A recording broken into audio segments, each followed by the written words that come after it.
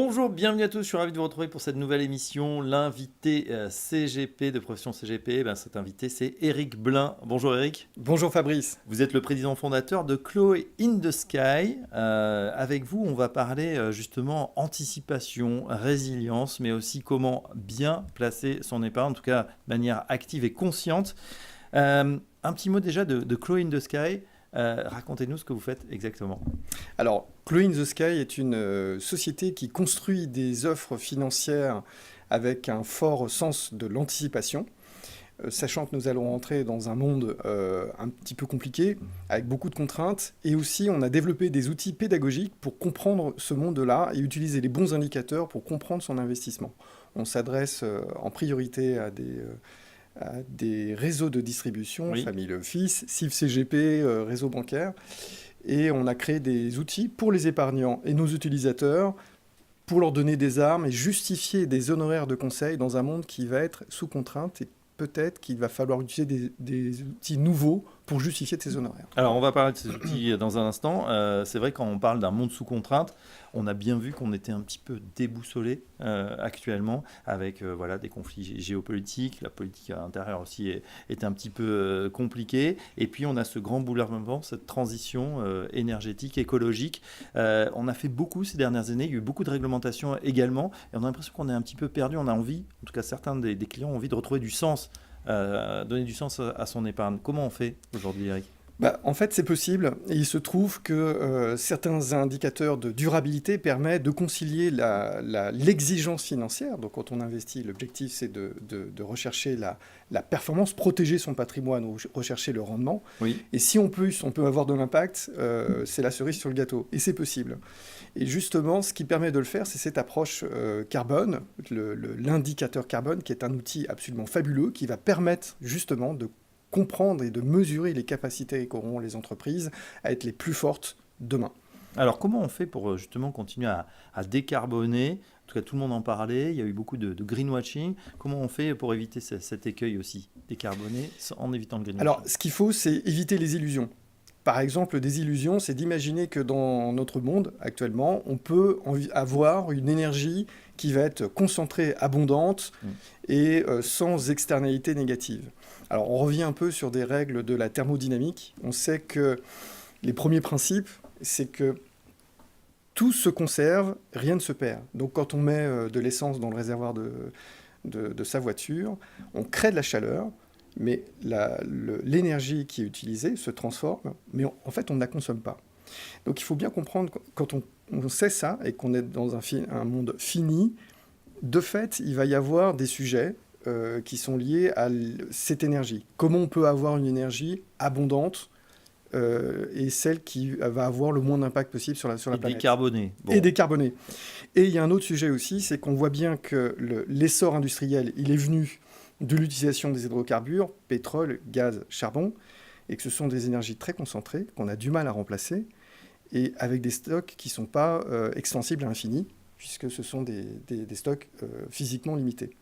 Ça veut dire qu'il va falloir vraiment investir sur des énergies tactiques qui vont permettre de remplacer les hydrocarbures, qui vont arriver en cours de stock à un moment donné, et remplacer par une énergie la moins contraignante possible pour la planète. Alors justement, comment on réduit la pression, notamment sur ces ressources naturelles ? Est-ce qu'on le fait entreprise par entreprise ? Comment finalement l'épargne des Français peut servir à réduire cet impact ? Alors justement, quand je parle d'illusion, il y a des solutions qui relèvent de la logistique et d'autres de l'innovation. Et il faut avoir les deux dans un contexte général où on va faire de la sobriété. Donc l'objectif, c'est de faire en sorte que quoi qu'on produise, on puisse le produire en réduisant sa pression sur la planète et sur les ressources naturelles. Donc la logistique, ça veut dire qu'il va falloir que des entreprises arrivent à produire des choses en essayant de réduire leur pression sur leurs ressources naturelles. On prend par exemple l'exemple d'un bateau, du fret. C'est un élément essentiel de notre économie puisque le fret, c'est 80% des marchandises mondiales passent par le fret. On est dans une économie mondialisée, on s'échange pas mal de choses et ça représente 90% du volume financier. Donc on est dans des secteurs essentiels. Et dans le fret, pour réduire sa pression sur les matières premières, et notamment ces hydrocarbures, le fret consomme du fioul lourd, La meilleure technique, c'est de réduire la vitesse des bateaux. Donc on voit bien que des fois, les solutions passent par de la logistique et pas forcément uniquement de l'innovation. Mais on a besoin de l'innovation aussi. Et il y a d'autres process d'innovation où l'objectif, c'est de fabriquer par exemple des objets qui vont durer le plus longtemps possible. Donc à la conception, à l'origine, il faut qu'ils durent longtemps, avec, si c'est possible, des capacités d'utiliser des matériaux recyclés. Donc c'est simple à dire comme ça tient dans une phrase, mais à le faire techniquement, industriellement, en fonction du secteur industriel, les entreprises qui prennent cette voie-là, elles le font avec courage. Ah oui, bien sûr, parce qu'on est contre l'obsolescence programmée et donc peut-être on vendra moins à terme. Absolument. Dans ces conditions, Eric, comment vous bâtissez, vos allocations? Quels outils vous proposez, en particulier votre outil, la Rosace? Expliquez-nous ce que c'est. Alors, la Rosace, elle a été... l'objectif, c'était d'essayer de construire des allocations en diversifiant, mais en passant un message le plus simple possible. Parce que, évidemment, Fabrice, l'écueil qu'on peut avoir, c'est quand on diversifie, en gros, c'est difficile d'en faire un résumé. Et nous, on a créé cette rosace en se posant la question de quoi on a besoin pour fabriquer toute chose. Et on sait que l'économie, elle tourne sur 2 sujets principaux, l'énergie et les matières premières. Donc nous, on a créé une rosace avec plein de secteurs qui remplissent ces sujets-là, et toutes les industries de fabrication de biens et de services, et tout ce qui va être le recyclage aussi, et on va privilégier des secteurs essentiels. Donc cette rosace, elle représente plusieurs activités industrielles, essentielles et complémentaires les unes avec les autres. D'accord. Et donc d'un coup d'un seul, on va savoir où est alloué son portefeuille, et quel impact finalement il a. Absolument, Fabrice. L'objectif, c'est d'avoir cette allocation qui représente cette complémentarité sectorielle. Et ce qu'on essaie de faire, c'est reproduire l'économie telle qu'elle est réellement. De quoi on a besoin pour fabriquer toute chose, en essayant de réduire notre impact. Et c'est pour ça que nos allocations essaient de tendre vers les accords les plus ambitieux de la COP21 à 1,5 degré. Et ce 1,5 degré va mesurer en fait la frugalité des entreprises, puisque réduire ces émissions de gaz à effet de serre revient à réduire les émissions sur les ressources naturelles. Donc on privilégie des secteurs essentiels, donc il y a une notion d'essentialité, de quoi on a besoin vraiment pour fabriquer toute chose, et on voit bien qu'il y a des secteurs qui ne nous intéressent pas.